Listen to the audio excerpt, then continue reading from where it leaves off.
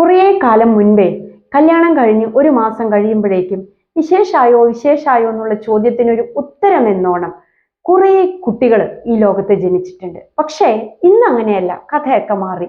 ഇതൊക്കെ ഓരോരുത്തരുടെ personal choice ആയിട്ട് മാറി. ഒരു കുട്ടിയുടെ ശൈശവം, ബാല്യം, കൗമാരം, യൗവനം, ഇവിടെയൊക്കെ ടൈം ഇൻവെസ്റ്റ് ചെയ്യാനുള്ളവർ മാത്രം ഒരു പാരന്റ് ആകുന്നതിനെ കുറിച്ച് ചിന്തിച്ചാൽ മതി. ഈ യൂട്യൂബിൽ കാണുന്ന അത്ര ഫണ്ണായിരിക്കില്ല നമ്മളൊരു പാരന്റിങ്ങിലേക്ക് കടക്കുമ്പോൾ.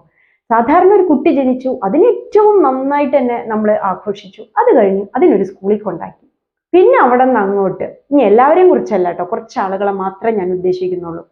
അവിടെ നിന്ന് ടീച്ചർ വിളിച്ചിട്ട് കുട്ടിക്ക് ചില പഠന പ്രശ്നങ്ങളുണ്ട്, അല്ലെങ്കിൽ ബിഹേവിയറൽ ഇഷ്യൂസ് ഉണ്ടെന്ന് പറഞ്ഞാൽ ഇവിടെ ആർക്കും പോകാനോ ഒരു ഹാഫ് ഡേ ലീവ് എടുക്കാനായിട്ട് പാരൻസിന് നേരമില്ല.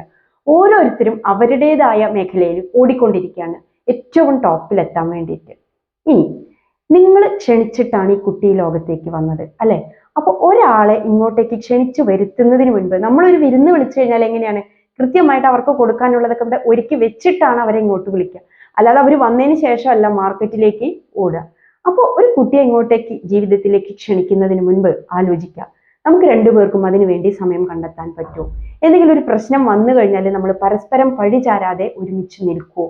മെന്റൽ സപ്പോർട്ട് കൊടുക്കേണ്ട സമയത്ത്, വളർച്ചാ കാലഘട്ടത്തിന്റെ ഓരോ സമയത്തും നമ്മൾ അവരെ ഗൈഡ് ചെയ്യാനായിട്ട് സാധിക്കുമോ? അതുപോലെ സാക്രിഫൈസ് ചെയ്യാൻ സാധിക്കുമോ? ചില കാര്യങ്ങൾ മാറ്റിവെക്കാനായിട്ട് നമുക്ക് സാധിക്കുമോ? ഇതൊക്കെ, ഇത്തരം ക്വാളിറ്റീസ് ഒക്കെ നമുക്കുണ്ടെങ്കിൽ മാത്രം ഒരു പാരന്റ് ആകുന്നതിനെ കുറിച്ച് നമ്മൾ ചിന്തിച്ചാൽ മതി. ആരുടെയെങ്കിലും ഒക്കെ വായടപ്പിക്കാൻ വേണ്ടി ഒരു പാരന്റ് ആകുന്ന സിസ്റ്റം ദയവ് ചെയ്ത് നിങ്ങൾ ഒഴിവാക്കുക. ആ കുട്ടികൾ ഒരുപാട് സഫർ ചെയ്യേണ്ടി വരും. അതുകൊണ്ടാണ് let light Shine out of darkness.